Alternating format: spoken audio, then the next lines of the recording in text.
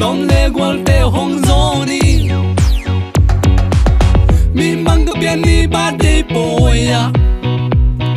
atuya hanen don khom ni hong nom pi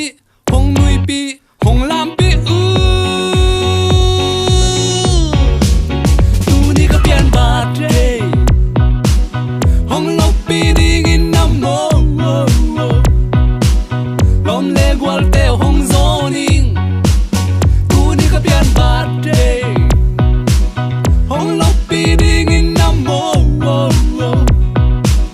lom le gwal te hong zoni ibia ki pasian happy na to hi bang hun wa mong tung ki thei lung dam tak ki pak tak in lam khom ni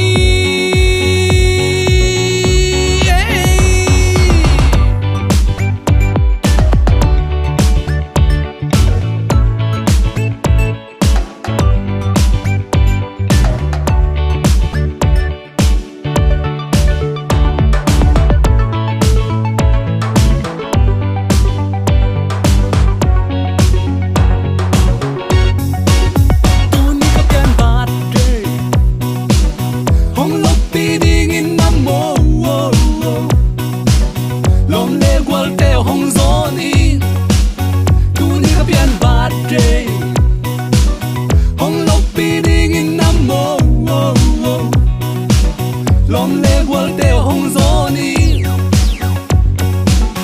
ibia ki pasian happy na to hi bang hun wa mong tung ki thei lung dam tak ki pak tak in lam khom ni